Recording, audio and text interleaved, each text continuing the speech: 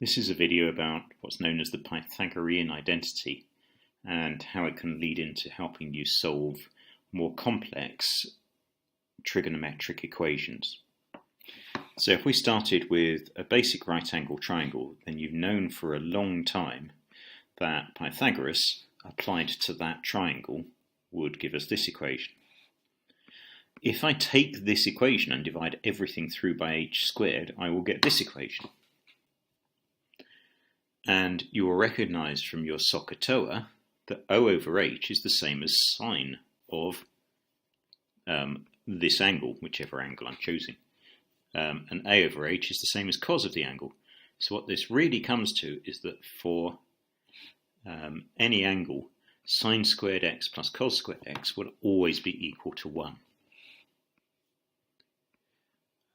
Whilst we're going about it, we can also prove from that triangle above that tan x is sine x over cos x, because from SOHCAHTOA, sine x is O over h, cos x is A over h.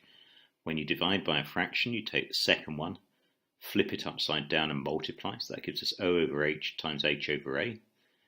Cross cancel the h's and you've got O over a, which you know from your SOHCAHTOA is tan x, so sine x over cos x is the same as tan x. That's also useful in solving some types of trigonometric equations. So we might get equations like this. This is the most simple format. The basic form of this equation is that something squared is 1/9. So if I had y squared is 1/9, you would be able to solve it to know that y is plus or minus 1/3. Now I go back to the fact that it wasn't just an equation for y, it was an equation for sine x. So this translates as sine x is plus or minus 1/3. So I've got two separate small trig equations to solve. Sine x is plus 1/3.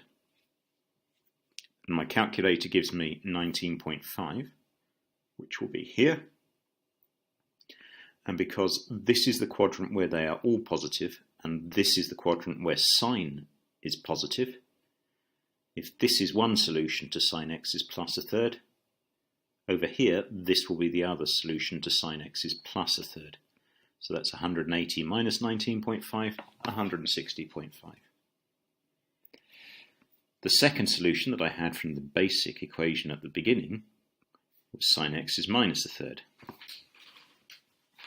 The first solution from the calculator is minus 19.5, which actually is this one measured going backwards, minus 19.5. But the question asked me to go from 0 to 360, so I've got to find positive equivalents to that.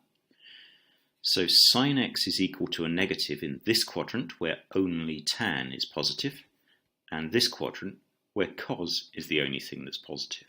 So those both imply that sine must be negative in that area.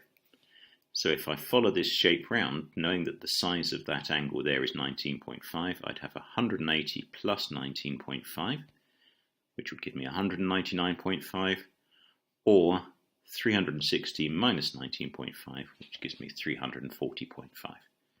So there are 4 solutions to this original equation within the range of 0 to 360. Next level of sophistication is if instead of the basic equation just being y squared equals 1/9, I move it up to being a full quadratic. So here we've got 2 lots of sine squared minus sine x minus 1 equals 0.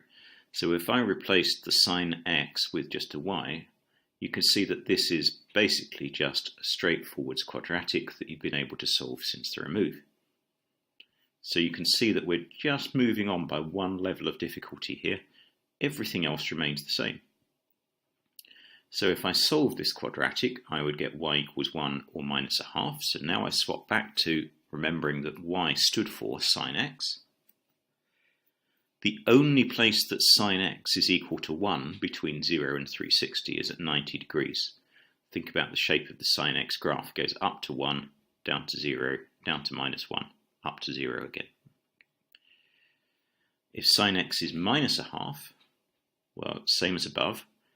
This is the quadrant where only cos is positive. This is the quadrant where only tan is positive. So those two things imply that sine must be negative in those quadrants. If I do inverse sine of minus a half, it tells me minus 30, but I'm not allowed answers that are negative, so I've got to work out what's the positive equivalent of minus 30. So 180 plus 30 gives me 210 as my first answer, and 360 minus 30 gives me 330 as my second answer.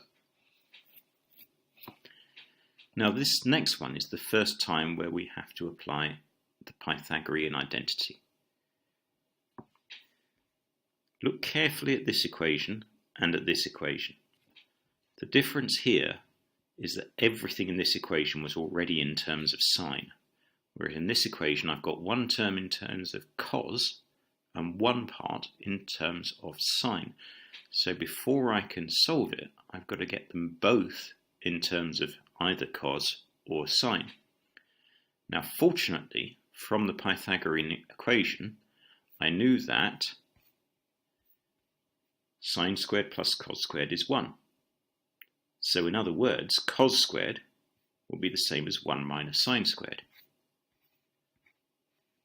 And in this style of equation, you can use the Pythagorean equation to replace the squared term of your quadratic, multiply that bracket out, and now you've got everything in terms of sine x.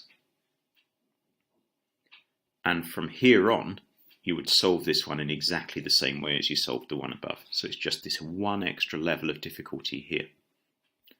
And actually, if you look at this one carefully and you think about if I multiplied the whole thing through by minus 1, you'll find that I've kind of cunningly given you exactly the same question as above.